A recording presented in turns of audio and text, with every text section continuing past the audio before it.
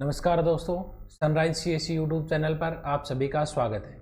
आज के इस वीडियो में हम चर्चा करेंगे मैरिज सर्टिफिकेट के बारे में, यानी कि आप मैरिज सर्टिफिकेट किस प्रकार बनवा सकते हैं, क्या इसका ऑफलाइन प्रोसेस होता है, इससे पहले जो आपको फाइल तैयार करनी पड़ती है उसमें किस तरह के एफिडेविट यूज होते हैं, क्या उनमें स्टेटमेंट होती है, साथ ही में आपको फाइल को ऑनलाइन किस प्रकार करना है और आपका कंप्लीट मैरिज सर्टिफिकेट का जो प्रोसेस होता है वो हम इस वीडियो में बताएंगे भी और करके भी दिखाएंगे। लाइव एक मैरिज सर्टिफिकेट मैं आपको बना के दिखाऊंगा। साथ ही में उस ऑप्शन के बारे में भी हम बताएंगे कि किस प्रकार आप मैरिज सर्टिफिकेट के थ्रू आपकी फैमिली आईडी को अलग कर सकते हैं। बहुत सारे मेरे पास फोन आते हैं, मैसेज आते हैं कि सर हमने मैरिज सर्टिफिकेट बनवाया था, ऑप्शन भी सही सेलेक्ट किया था, लेकिन फिर भी हमारा मैरिज सर्टिफिकेट से फैमिली आईडी अलग नहीं हुआ। तो हम बताएंगे कि आपने क्या गलती कर दी जिस कारण आपका फैमिली आईडी अलग नहीं हो पाया। तो इस वीडियो में कंप्लीट चर्चा रहेगी। सबसे पहले मैं आपको बता देता हूं, एक एफिडेविट के माध्यम से मैंने एक डिक्लेरेशन तैयार कर रखा है किस प्रकार के आपके पास क्या क्या चीज़ें होनी चाहिए मैरिज सर्टिफिकेट के लिए। तो हम बात करें सबसे पहले, ये आपका लड़के का कॉलम है, ये लड़की का कॉलम है। सबसे पहले लड़के का नाम, लड़की का नाम, पिता का नाम, ग्रैंडफादर दादा दादी का नाम, इनका मदर नेम, जो कॉलम दिए हुए हैं इन सभी कॉलम्स की आपको ज़रूरत रहेगी, ये आपके पास होनी चाहिए। डेट ऑफ BOB यानी कि डेट ऑफ बर्थ, जन्म तिथि क्या है, डेट ऑफ मैरिज, शादी की तारीख क्या है, उसके बाद इनका एड्रेस क्या है, एड्रेस की डिटेलें यहाँ पे पूछी गई हैं। उसके पश्चात मोबाइल नंबर, ये मैंने एक फॉर्मेट तैयार कर रखा है, ठीक है। ये कंप्लीट डिटेल होने के बाद आपके पास मैरिज फाइल के लिए ज़रूरी दस्तावेज क्या है वो एक बार हम बात कर लेते हैं। इसमें सबसे पहले आपके पास 3 फोटो बड़ी होनी चाहिए जिनकी साइज 6x4 रहेगी, जिसमें लड़के लड़के को वरमाला, एक लड़का लड़की को वरमाला डालते हुए और एक आशीर्वाद की फोटो आपके पास होनी चाहिए। ये तो हो गया आपका फोटो का डिस्कशन जो आपकी शादी में थी, यानी कि जो आपका एल्बम बना था उसमें से आपको लेनी है।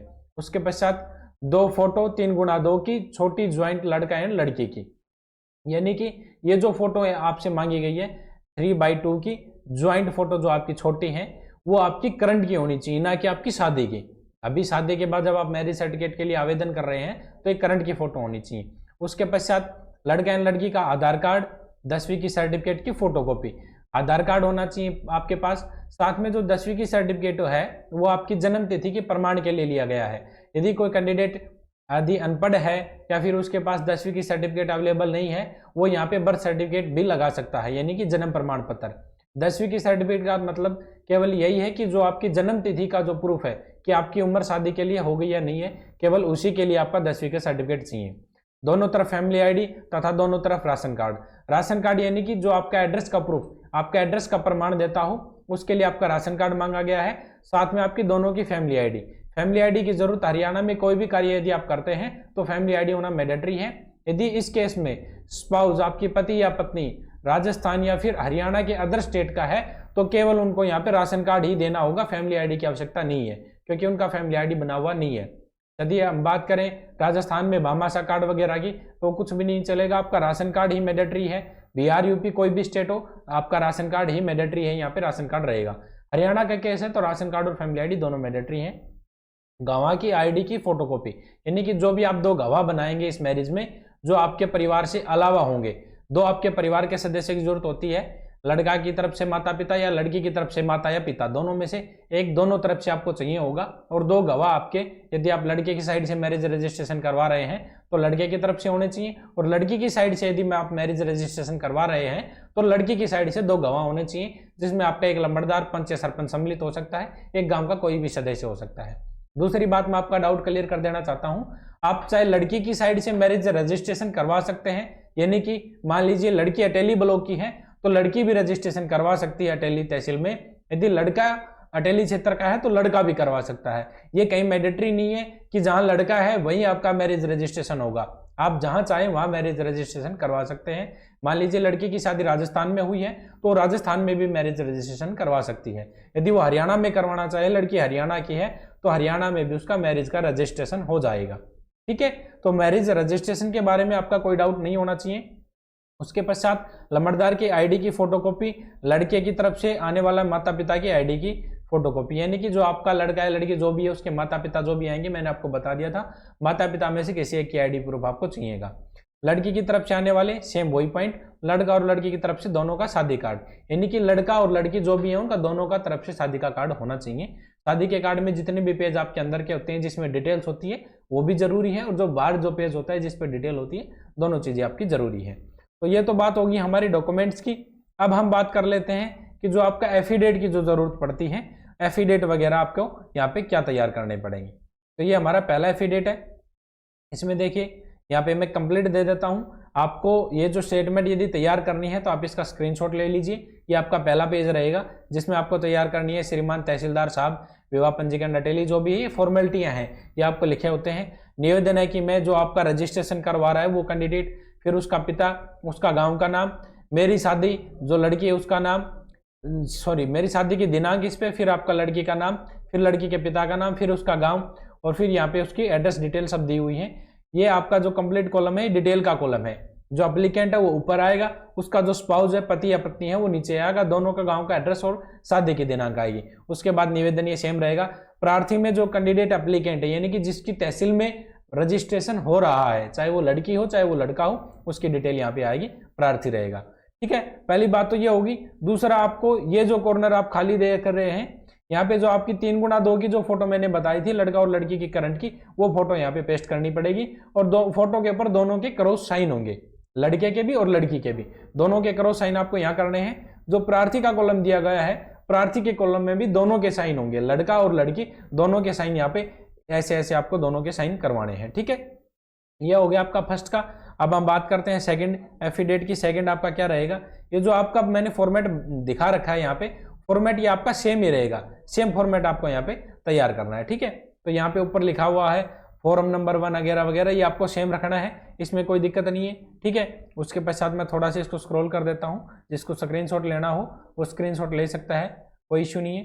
ठीक है, आप देख लीजिए यहाँ पे डिटेल्स आएंगी हमारी। डिटेल्स में देखिए ये जो आपका डिटेल ऑफ हस्बैंड है, यहाँ पे केवल हस्बैंड की डिटेल आएंगी। डिटेल्स ऑफ वाइफ में आपकी वाइफ की डिटेल आएंगी। ठीक है, आपका फुल नेम, फिर father name, mother name, Indian religion, आपका एड्रेस, डेट ऑफ बर्थ, और आज की डेट में आपकी कितनी एज हो चुकी है वो आपको मेंशन करना है।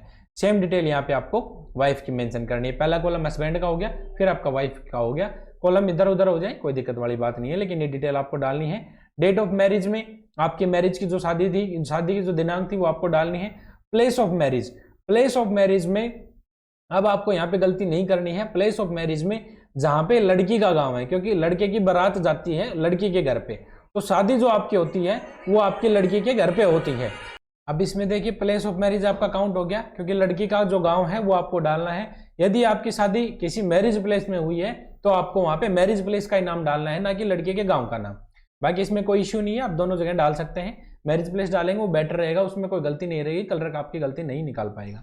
ठीक है, ये बात होगी आपकी दूसरे एफिडेविट की। अब हम आगे बढ़ते हैं। इसमें देख लीजिए साइन की बातें यहाँ पे आई हुई हैं, साइन में दिखा देता हूँ। जिसको स्क्रीनशॉट चाहिए अपने साथ के साथ स्क्रीनशॉट ले लेना, ताकि आपको फाइल बनाने में कोई दिक्कत ना आए। यहाँ पे आपको डेट डालनी है, signature of husband, signature of wife, यहाँ पे हस्बैंड के, यहाँ पे वाइफ के। ठीक है, उसके पश्चात यहाँ पे लंबड़दार के या ब्राइड ग्रूम साइड और ब्राइड साइड, यानी कि जो आपका एक तरफ से लड़के की तरफ से जो आपका विटनेस है वो, दूसरी तरफ जो आपका लड़की का जो विटनेस है वो, यानी कि माता पिता में से किसी एक के साइन, यहाँ पे ग्रूम और यहाँ पे ब्राइड। ठीक है, यहाँ पे लंबड़दार सरपंच, ये बताया हुआ है कि विटनेस के यहाँ पे साइन होंगे। ठीक है, नीचे उनकी डिटेलें लिखी जाएंगी विटनेस की, यहाँ पे आया हुआ है। यहाँ पे लंबड़दार की डिटेल रहेगी, यहाँ पे आपका लड़का के माता पिता या लड़की के माता पिता जो भी हैं उनका नेम एंड एड्रेस तीनों कॉलम पे यहाँ पे दर्शाया हुआ है। ठीक है, अब हम आगे चलते हैं, इनमें आगे की जो डिटेल्स हैं अब देख लीजिए। यहाँ पे जो फॉर्मेलिटियां हैं डॉक्यूमेंट वगैरह में बता रखा है, ये फॉर्मेलिटियां सभी की सेम रहेगी। मैंने अलग से बॉक्स बना रखा है जहाँ पे आपको डिटेल्स डालनी होती हैं, वो मैंने बॉक्स बना रखा है। ठीक है, अब हम बात करते हैं एफिडेविट की। ये फॉर्मेट मैंने जो बना रखा है इस एफिडेविट का, ये जो हम ऑनलाइन एफिडेविट निकालते हैं उसका फॉर्मेट है। जो ऊपर स्पेस खाली है उसमें जो उनका स्टाम्प निकलता है वो प्रिंट होता है। यदि आप ऑफलाइन वाला एफिडेविट बनवाएंगे तो तहसील में बनेगा, 20 रुपए की यहाँ पे टिकट लगेगी, नोटरी वगैरह के साइन होंगे, वो जो आपका तहसील में एफिडेविट बनता है सेम प्रोसेस रहेगा। यदि आप ये वाला प्रोसेस फॉलो करते हैं तो इसमें यहाँ पे मान लीजिए जो भी कैंडिडेट का एफिडेविट बन रहा है सेम उसका नाम, फादर नेम, उसका विलेज, उसके बाद आई वाज बोरन, ये जो स्टेटमेंट है ये सभी में अलग अलग होती है। आई वाज बोरन में आ गया, दूसरा आपका मैं विटनेस हूँ, मैं मदर हूँ, मैं फादर हूँ, ये स्टेटमेंट रहेगी। साथ में आई मैरिड विद, किसके साथ मेरी शादी हो रही है, उनका फादर नेम, उनका गाँव का नाम, किस डेट में हो रही है और क्या जगह थी, ये सब डिटेल आ गई। उसके पश्चात यहाँ पे हम बात करेंगे डिपोनेंट की। तो डिपोनेंट में जिसका भी एफिडेट है, यहाँ पे जिस कैंडिडेट का नाम फिल कर रखा है, इस यहाँ पे जो कैंडिडेट का नाम फिल कर रखा है वही कैंडिडेट यहाँ पे और यहाँ पे दो जगह पे साइन करेगा। एक एफिडेट पे एक कैंडिडेट के दो जगह साइन होते हैं, ठीक है। ये पहला एफिडेट हो गया। सेम इस तरह हम आगे चलते हैं, तो आगे जो आपके एफिडेट रहेंगे, यहाँ पे सेम मैंने डिटेल्स को हाइड कर दिया है। आई वाज बोर्न एक लड़के का हो गया था, आई वाज बोर्न वाले में एक लड़की का एफिडेट हो जाएगा। यहाँ पे ऊपर जो कैंडिडेट की जो डिटेल यहाँ डाली जा रही है, ये वाली डिटेल यहाँ पे लड़की के रहेंगे, नीचे वाली डिटेल लड़के के रहेंगे, और ये आई वाज बोर्न में डेट ऑफ बर्थ रहेगी और यहाँ पे लड़के के साइन हो जाएंगे, ठीक है। यहाँ पे जिस भी कैंडिडेट का इस वाले कॉलम में नाम है, डिपोनेंट में उसी के साइन होंगे, इस बात का आपको ध्यान रखना है, ठीक है। ये आपके पास लड़की का एफिडेट हो गया। फिर हम इसको थोड़ा सा स्क्रॉल करते हैं। अब देख लीजिए जो मैंने आपको बताया था, आई एम फादर ऑफ यानी कि ये यहाँ पे जो भी कैंडिडेट है, जो यहाँ पे मान लीजिए लड़के के पिता या माता का है या फिर लड़की के पिता या माता का है, जिसकी वो डिटेल है, वो रिलेशन यहाँ पे शो होगा। यहाँ पे मैरिज की डिटेल आएंगी और जो नाम यहाँ पे है उसी के यहाँ पे साइन होंगे। क्योंकि जो आपके एफिडेट बनते हैं वो एक बार मैं डाउट क्लियर कर देता हूँ किस किस के बनते हैं। एक तो लड़की के माता या पिता, एक लड़के के माता या पिता, दोनों पेरेंट्स में से एक एक हो गए। दो आपके गवाह होंगे, जिसमें आपका पंच, सरपंच, लंबड़दार हो सकता है, दूसरा आपका गांव का कोई भी हो सकता है। दो आपके गवाह हो गए, दो आपके माता पिता हो गए, दो आपके लड़की और लड़का, दो एफिडेट हो गए। टोटल आपके 6 एफिडेट बनते हैं, लड़का लड़की, दो गवाह और दो उनके माता पिता। तो यहाँ पे जो फॉर्मेट है, ये 6 के 6 मैंने फॉर्मेट बना रखे हैं, बिल्कुल सेम फॉर्मेट रहेगा। यहाँ पे जो फर्स्ट कॉलम है, आई एम फादर ऑफ, इसमें आपका विटनेस या फादर ऑफ, ये दो स्टेटमेंट रहेंगे, दोनों फादर के आगे। अब आ गया दैट आई एम, मैंने स्पेस डाल रखा, I am witness of this side, कि मैं इस साइड से विटनेस हूँ। यहाँ पे विटनेस की डिटेल आ जाएंगी, उनके साइन हो जाएंगे, ठीक है। ये तो हो गया आपके एफिडेट। अब जो नीचे जो फॉर्मेट आया हुआ है, ये आपका बयान का फॉर्मेट है, जो आपके बयान आते हैं उसका फॉर्मेट है। बयान करते हैं कि फलाना फलाना की शादी इनके साथ हुई है, उनकी जो दूसरा आपका जो लड़की की डिटेल है, उनका नाम, फादर नेम, तहसील वगैरह सब डल जाएगा। यहाँ पे विलेज हो गया, यहाँ पे दोनों इकट्ठे रहते हैं। यहाँ पे जो कैंडिडेट बयान कर रहा है, यहाँ पे बयान, जिसके बयानकर्ता के साइन लिखे जाएंगे। अब बयानकर्ता में भी जितने 6 एफिडेट बने थे, 6 ही आपके बयान के भी फॉर्मेट तैयार होंगे। तो आपके यहाँ पे 6 एफिडेट बने थे, 6 ही आपके बयान बनेंगे। जो फर्स्ट वाले कॉलम में जिसका नाम आया है उसी के यहाँ पे साइन होंगे। एक साइन आपका यहाँ पे क्रॉस, ऐसे जैसे सर्किल मैंने किया है, ऐसे सर्किल करके एक साइन इस सर्किल के अंदर, एक साइन यहाँ। और शिनाख्तकर्ता में यदि आपने पंच, सरपंच या लंबड़दार, जिसका भी आपने गवाह बनाया है, उसके शिनाख्तकर्ता में साइन होंगे सभी के बयान पे। एक तो कैंडिडेट के साइन हो गए, 2 साइन कैंडिडेट के मैंने बता दिए हैं, फर्स्ट साइन ये, सेकंड साइन ये। शिनाख्तकर्ता में आपका पंच, आपने चाहे विटनेस को पंच को बनाया हो, लंबड़दार को बनाया हो या सरपंच को बनाया हो, उसके साइन और उसकी मोहर के साथ होंगे ये साइन, ठीक है। एक आपका ये हो गया। दूसरा सेम वही आपके बयान हो गए, वही 2 साइन आपके यहाँ है। आपका फर्स्ट वाला साइन यहाँ पे हो जाएगा, सेकंड वाला साइन यहाँ पे हो जाएगा। शिनाख्तकर्ता में पंच, सरपंच, लंबड़दार जो भी है, ये वाला साइन आपका सर्किल के अंदर होना चाहिए, ये साइन आप इसके ऊपर करेंगे, ठीक है। तो सेम आपके यहाँ पे मैंने आपको बता दिए हैं। 6 जो आपके एफिडेट है वो आपके, सॉरी 6 आपके जो बयान के फॉर्मेट है वो यहाँ पे आपके बयान के फॉर्मेट हो जाएंगे, ठीक है। तो धीरे धीरे हमारा फॉर्मेट कंप्लीट हो गया, ये हमारे बयान चल रहे हैं क्योंकि हमने 6 एफिडेट किए थे। तो कुल मिला के 6 एफिडेट, 6 बयान, 2 डिक्लेरेशन, ये आपका कंप्लीट हो गया। तो ये तो हो गई फाइल की बात। ये फाइल किन के लिए है वो और मैं बता देता हूं। जिनकी शादी 3 महीने के अंदर अंदर है उनके लिए ये बयान है। 3 महीने के बाद यदि आप मैरिज का रजिस्ट्रेशन करवाते हैं तो तहसीलदार अप्रूवल नहीं दे सकता, उसमें कैसे एसडीएम का एफिडेट अलग से बनेगा। और जो आपका अप्रूवल है, पहले तहसीलदार उसको वेरीफाई करेगा, उस फाइल पे साइन करेगा, फिर वो फाइल फॉरवर्ड होगी एसडीएम के पास, फिर आपका एसडीएम के पास पेश होना पड़ेगा, फिर वो उस फाइल को साइन करेगा, फिर आपकी फाइल अप्लाई होगी ऑनलाइन। सेम ऑनलाइन में प्रोसेस रहेगा, पहले वो तहसीलदार के लॉगिन में जाएगी, फिर वो एसडीएम के लॉगिन में जाएगी, एसडीएम उसको अप्रूव करेगा, फिर फाइनल जो डिलीवरी है वो तहसीलदार ही करेगा। ये डिफरेंस होता है। 3 महीने से पहले आप शादी को रजिस्ट्रेशन करवाएं। मान लीजिए आपकी शादी नवंबर में हुई है तो अगले 3 महीने तक आप उस शादी का रजिस्ट्रेशन करवा सकते हैं। उसके पश्चात आपको एसडीएम के चक्कर लगाने पड़ेंगे, जिसमें आपको ऑनलाइन फीस भी ज्यादा पे करनी पड़ेगी। तो ये सब आपका कंप्लीट हो गया। अब हम बात करते हैं, चलते हैं वापिस से मैरिज रजिस्ट्रेशन का। तो उसकी साइट में आपको बता देता हूँ। साइट आपकी रहेगी shadi.edisa.gov.in, ये ऑफिशियल वेबसाइट है, आपको यहाँ जाना है। इसमें किसी भी सीएससी यूजर की जरूरत नहीं है, ना ही सीएससी यूजर होता है, बहुत कम सीएससी यूजर इसमें बने हुए हैं। इसमें आपको कोई समस्या नहीं है। अकाउंट वाले ऑप्शन पे आपको जाना है। अकाउंट के ऑप्शन पे जैसे आप जाएंगे, यहाँ पे आपके सामने साइनिंग ऑन और रजिस्ट्रेशन का ऑप्शन यहाँ पे आपके सामने आया हुआ है। जिनका अकाउंट बना हुआ है वो यहाँ पे साइन इन करेंगे। साथ में जिनको रजिस्ट्रेशन करना है वो यहाँ पे रजिस्ट्रेशन कर सकते हैं। रजिस्ट्रेशन के लिए सिंपल डिटेल है, आपको एक यूजर नेम रखना है, जो भी आप लॉगिन करना चाहें वो यूजर नेम रखें, आपका ईमेल आईडी, आपका password, send OTP, mobile number पे पासवर्ड जाएगा। जैसे आप लॉगिन कर देंगे लिंक आपका ईमेल आईडी पे जाएगा, वो आपको वेरीफाई करना है, डायरेक्ट आप लॉगिन वाले पेज पे पहुंच जाएंगे। ठीक है, यहाँ पे हम लॉगिन करेंगे, यूजर नेम पासवर्ड डाल के आपको लॉगिन कर लेना है। लॉगिन करने के बाद मैं आपको बताता हूँ आपको क्या करना है। ये आपका लॉगिन का इंटरफेस आ चुका है। इसमें न्यू रजिस्ट्रेशन और माई रजिस्ट्रेशन, जो रजिस्ट्रेशन आप पहले से कर चुके हैं वो माई रजिस्ट्रेशन में आएंगे, जिनको नया करना है उनको सिंपल न्यू रजिस्ट्रेशन पे आपको क्लिक करना है। जैसे आप न्यू पे क्लिक करेंगे आपके सामने नेक्स्ट पेज ओपन होगा। पर्पज ऑफ एप्लीकेशन में आपको यहाँ पे देखिए एक स्कीम एप्लीकेशन है, एक मैरिज रजिस्ट्रेशन है। जिन कैंडिडेट का मैरिज रजिस्ट्रेशन पहले से हो चुका है, चाहे आपने आउट ऑफ हरियाणा करवाया हो चाहे हरियाणा में करवाया हो, और वो स्कीम के लिए आवेदन करना चाह रहे हैं, क्योंकि यदि आप विवाह शगुन योजना के लिए आवेदन करते हैं तो वो आपका इसी साइट से होता है। तो यहाँ पे आपको स्कीम एप्लीकेशन पे क्लिक करना है। जैसे आप स्कीम एप्लीकेशन पे क्लिक करेंगे, मैरिज रजिस्ट्रेशन सर्टिफिकेट है उस पर आपको यस करना है और डेट ऑफ मैरिज आपको डालनी है और आगे की डिटेल आपको डाल देनी है। आपका यहाँ पे स्कीम अप्लाई हो जाएगा। लेकिन हम शादी का पंजीकरण कर रहे हैं तो हम यहाँ पे सेलेक्ट करेंगे मैरिज रजिस्ट्रेशन। ठीक है, साइट थोड़ा स्लो है, इसकी वजह से वर्क धीरे धीरे कर रहा है। हमारे नए ऑप्शन खुल गए हैं। अब यहाँ पे हम डालेंगे Haryana compulsory registration of marriage act 2008, इसको हम सेलेक्ट करेंगे। डेट ऑफ मैरिज, शादी की तिथि आपको यहाँ पे डालनी है। शादी की तिथि में 26 यहाँ पे सेलेक्ट किया, फिर आपको नवंबर सेलेक्ट करना है, फिर आपको यहाँ पे शादी की तिथि 26 नवंबर 2023 है, हमने 26 नवंबर 2023 डाल दिया। ठीक है, अब यहाँ पे आपका ग्रूम यानी कि लड़का, लड़के की डिटेल यहाँ पे पूछ रहा है। Citizen of India, yes, country India, state Haryana. ठीक है, तो उस डिस्ट्रिक्ट हमारा यहाँ पे महेंद्रगढ़ है, जिला महेंद्रगढ़ है। ठीक है, यहाँ पे हमें फैमिली आईडी डालनी है। यदि आप हरियाणा की जगह हरियाणा के किसी और स्टेट को यहाँ पे सिलेक्ट करेंगे तो फैमिली आईडी का ऑप्शन आपके यहाँ से गायब हो जाएगा। अब यहाँ पे हम फैमिली आईडी डालते हैं। जैसे हम फैमिली आईडी डाल के टैब पे क्लिक करते हैं, चूज फैमिली मेंबर का ऑप्शन आ गया है। इस ऑप्शन में जितने भी आपके सदस्य दिखाए जाएंगे, मेरे केस में प्रवीण है, मैं प्रवीण को सिलेक्ट कर लेता हूँ। थोड़ा सा वेट करते अपने आप शो कर देगा कि आपका जो registered mobile number family ID में है उस पर आपका ओटीपी गया हुआ है। यहाँ से हम कैंडिडेट का ओटीपी लेके इसको वेरीफाई करेंगे। अब देख लीजिए यहाँ से कैंडिडेट का ओटीपी गया। ओटीपी हम जैसे डालेंगे वेरीफाई का ऑप्शन हमारे पास आ गया है। जैसे इसको वेरीफाई करेंगे, कैंडिडेट का नेम, मदर नेम और फादर नेम जो आपकी फैमिली आईडी में है, डीओबी, वो सब कुछ डिटेल यहाँ से उठा लेगा। साथ में ऑक्यूपेशन, आप क्या कार्य करते हैं, ये कंप्लीट स्टेप आपके यहाँ से उठा लेगा, आप एडिट नहीं कर पाएंगे। उसके बाद बिफोर मैरिज मैरिजल स्टेटस, यानी कि शादी से पहले इनका शादी का स्टेटस क्या था। तो इस शादी से पहले कैंडिडेट अनमैरिड था तो हम अनमैरिड डालेंगे।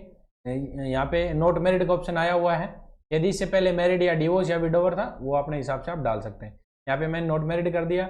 यहाँ पे इनका एड्रेस, इनका धर्म हिंदू, इस स्थान पे कब से रह रहे हैं, जन्म से, यहाँ पे आपको ईयर डालनी है। यहाँ पे आपको परमानेंट एड्रेस आपके फैमिली आईडी से उठा लेगा, सेम एज परमानेंट करके आपको पिन कोड डालना है। सेम यही चीज़ें आपको लड़की के केस में दोहरानी है।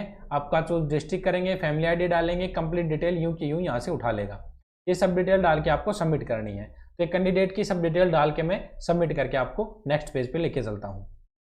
अब देखिए जैसे हम वहाँ से सबमिट करते हैं, सबमिट करते ही कुछ इस तरह का इंटरफेस आपके सामने आ जाएगा, जिसमें सबसे पहले रजिस्ट्रेशन आईडी आ जाएंगी, मैरिज स्टेटस में पेंडिंग, आपका ग्रूम का नाम, ब्राइड का नाम और मैरिज। ठीक है, अब आपके सामने रीसेट एप्लीकेशन का ऑप्शन है। मैरिज एप्लीकेशन में आप डिटेल्स देख सकते हैं और अपलोड डॉक्यूमेंट का ऑप्शन है। जैसे ही आप अपलोड डॉक्यूमेंट पे आपको क्लिक करना है, जैसे आप इस पे क्लिक करेंगे तो सबसे पहले पूछा गया है प्लेस ऑफ मैरिज, यानी कि आपका शादी का स्थान कहाँ है। ठीक है, इसमें आपको जो आपका लड़की का एड्रेस है, यानी कि लड़की के घर आपकी बारात गई थी, यदि आप लड़के की तरफ से रजिस्ट्रेशन कर रहे हैं तो यहाँ पे लड़की का एड्रेस और लड़की का पिन कोड आपको यहाँ पे एंट्री करना है। ठीक है, रजिस्ट्रार डिटेल्स में यदि आप जहाँ पे रजिस्ट्रेशन करवा रहे हैं आपकी मैरिज का, चाहे वो लड़के की तरफ से करवा रहे हो चाहे वो लड़की की तरफ से करवा रहे हो, वो डिटेल आपको यहाँ पे डालना है। मेरे केस में मैं मैरिज का जो रजिस्ट्रेशन है वो अटेली करवा रहा हूँ तो यहाँ पे अटेली आ गया। अब फर्स्ट विटनेस नेम में जो विटनेस आपने दो बनाए थे उसमें पहले का नाम, फिर उसका एड्रेस, फिर दूसरे का नाम, दूसरे का एड्रेस। ठीक है, अब देखिए सबसे जो आपका काम का जो आपका डिटेल्स हैं, जो ऑप्शन है वो इसमें है। इसमें देखिए जो सबसे पहला ऑप्शन है वो है the bride will move to groom family, यानी कि जो दुल्हन है वो दूल्हे की फैमिली में मूव करेगी, यदि आप पहले वाले ऑप्शन पे टिक कर देते हो तो। यदि आप सेकंड ऑप्शन पे टिक करते हैं the groom will move to bride family, यानी कि जो लड़का है वो लड़की की फैमिली में मूव करेगा, ठीक है। तीसरा जो ऑप्शन है bride and groom will create a separate family residing in Haryana, यानी कि यदि इस ऑप्शन पे आप टिक कर देते हो तो जो दूल्हा और दुल्हन है वो अपना एक नया परिवार बनाएंगे अलग से। और चौथा जो ऑप्शन है bride and groom will create a separate family outside Haryana, यानी कि हरियाणा के अलावा वो जो उनका फैमिली है वो हरियाणा के अलावा बनाएंगे, यानी कि उनका मैरिज से नाम जो है फैमिली आईडी से वो कट जाएगा लेकिन आउट ऑफ हरियाणा हो जाएगा। ये चार ऑप्शन आपके बहुत काम के हैं। अब जो शिकायतें आती हैं कि सर हमने मैरिज सर्टिफिकेट बनवाया था और जो ऑप्शन सेलेक्ट किया था वो हमने किया था थर्ड वाला bride and groom will create a separate family, लेकिन फिर भी हमारी फैमिली आईडी अलग नहीं हुई। वो किस केस में नहीं होती है वो और सुन लीजिए। यदि मान लीजिए जो दुल्हन है, दुल्हा फैमिली आईडी में है, दुल्हा हरियाणा का है और वो मैरिज का रजिस्ट्रेशन करवा रहा है, लेकिन दुल्हन आउट ऑफ हरियाणा है, यानी कि हरियाणा से किसी अन्य राज्य से है, तो उसको फैमिली आईडी का रजिस्ट्रेशन करवाने से पहले उस दुल्हन को अपनी फैमिली आईडी में ऐड करना पड़ेगा। उसका एड्रेस जो आधार कार्ड है उसमें हरियाणा का करवाना पड़ेगा और उसको स्वयं की फैमिली आईडी में ऐड करवा के और इस ऑप्शन को टिक करना पड़ेगा। यदि दुल्हन पहले से फैमिली आईडी में नहीं है, दुल्हन की फैमिली आईडी नहीं बनी हुई है और आप इस ऑप्शन को टिक करेंगे तो आपकी फैमिली आईडी अलग नहीं होगी। ये ऑप्शन केवल हरियाणा के रजिस्ट्रेशन में ही काम करेगा। यदि दूल्हा और दुल्हन दोनों हरियाणा से हैं और उनकी अलग अलग फैमिली आईडी है तो ये ऑप्शन वर्क करेगा, चाहे उनकी इकट्ठी हो तो भी वर्क करेगा, लेकिन दूल्हा और दुल्हन दोनों की फैमिली आईडी बनी हुई होनी चाहिए। और इस ऑप्शन को जैसे आप टिक करेंगे, जब आपका मैरिज सर्टिफिकेट जनरेट होगा तुरंत आपकी नई फैमिली आईडी जनरेट हो जाएगी। यदि किसी कैंडिडेट को अपने परिवार में ही उसको दुल्हन को ऐड करना है तो यहाँ पे आ जाएगा the bride will move to groom family, यानी कि दुल्हन दूल्हे की फैमिली आईडी में मूव करेगी, दुल्हन की फैमिली आईडी में आ जाएगी, ठीक है। ये ऑप्शन आपका यहाँ से क्लियर हो गया होगा। सबसे ज्यादा गलतियां इसी ऑप्शन में होती है। अब हम आगे बढ़ते हैं एप्लीकेंट में। यहाँ पे मान लीजिए यहाँ पे मैं ग्रूम करता हूँ, ग्रूम जो दूल्हा है वो रजिस्ट्रेशन करवा रहा है, तो सुबह से इसकी डिटेल आ जाएंगी, उसका मोबाइल नंबर ईमेल आईडी आपको यहाँ पे डालना है। फिर अटैचमेंट क्या करनी है वो देख लीजिए। सबसे पहले ग्रूम फोटो यानी कि दूल्हे की सिंगल फोटो, करंट की फोटो डालनी है, फिर दुल्हन की करंट की फोटो है वो डालनी है, ठीक है। मैक्सिमम साइज आपका 100 KB रहेगा, 100 KB से ऊपर आप नहीं डाल सकते हैं। फिर आपको कपल्स फोटो यानी कि दोनों की करंट की फोटो आपको यहाँ पे डालनी है, ठीक है। ये जो फोटो आप डाल रहे हो, जो कपल्स वाली फोटो, ये आपकी फैमिली आईडी में प्रिंट होके आएगी, इस चीज का भी आपको ध्यान रखना है, ठीक है। इनका जो बैकग्राउंड है यहाँ पे क्लियर एंड व्हाइट बैकग्राउंड मांग रखा है, यानी कि साफ फोटो होनी चाहिए। फिर वेडिंग फोटो 1, वेडिंग फोटो 2, यानी कि जो आपकी शादी की जो हमने एल्बम से फोटो बताई थी वो फोटो यहाँ पे लग जाएंगे, ठीक है। उसके पश्चात हम बात करते हैं जो आपको अपलोड रिक्वायरमेंट डॉक्यूमेंट है, उनका भी जो साइज है वो आपका 100 KB का रहेगा।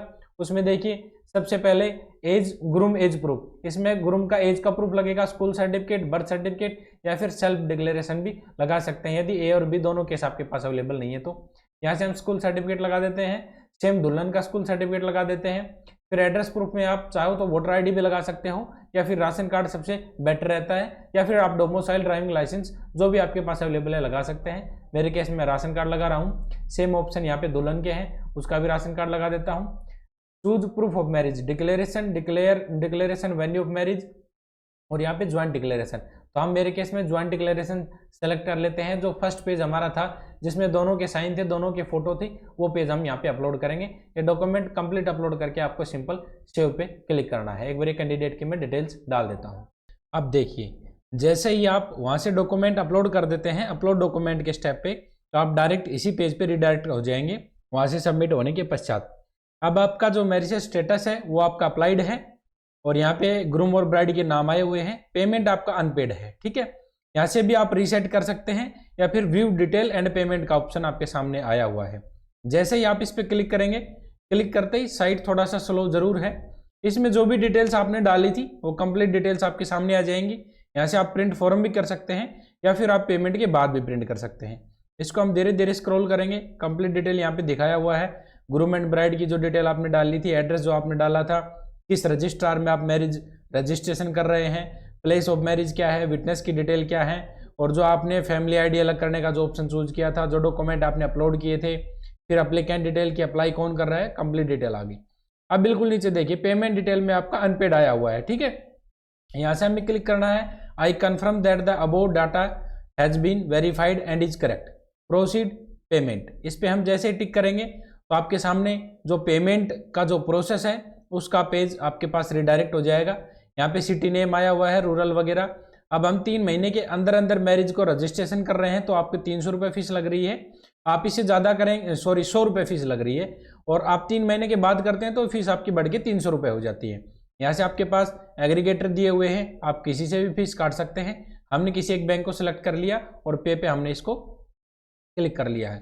पे पे क्लिक करने के पश्चात प्रोसीड टू पे ऑप्शन आपके सामने आया हुआ है।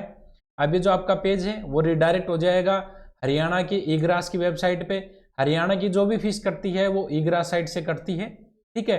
वहां से आपका जीआरएन नंबर जनरेट होगा, तो फीस काटते समय आप जीआरएन नंबर जरूर नोट कर लें, क्योंकि कई बार क्या होता है कि 1 से 2 दिन लग जाते हैं फीस वेरीफाई होने में। तो ये आपके सामने जीआरएन नंबर आया हुआ है, ये जो ऊपर वाला ही आपका जीआरएन नंबर है, ठीक है। अब मैं इस कैंडिडेट की एक बार फीस काट के आपको दिखा देता हूँ। अब देखिए हम यहाँ से पेमेंट कर चुके हैं, लेकिन फिर भी हमारे पास अनपेड शो कर रहा है। हम इस पर टिक करेंगे और प्रोसीड पेमेंट दोबारा से क्लिक करेंगे।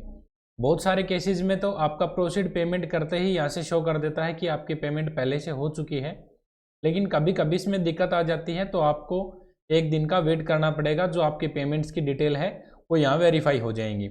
यदि किसी कैंडिडेट की नहीं होती है तो अपने जीआरएन नंबर से चेक कर सकता है। अब देख लीजिए हमारी पेमेंट हो गई है। हम डायरेक्ट अब ऊपर आपके सामने प्रिंट फॉर्म के साइड में लोड अपॉइंटमेंट शेड्यूल का ऑप्शन आया हुआ है।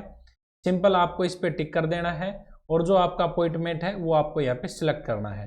अपॉइंटमेंट में आपको ध्यान रखना है किसी छुट्टी वाले दिन, अवकाश वाले दिन आपको अपॉइंटमेंट की डेट बुक नहीं करनी है, वरना आपको दोबारा से अपॉइंटमेंट बुक करना पड़ेगा।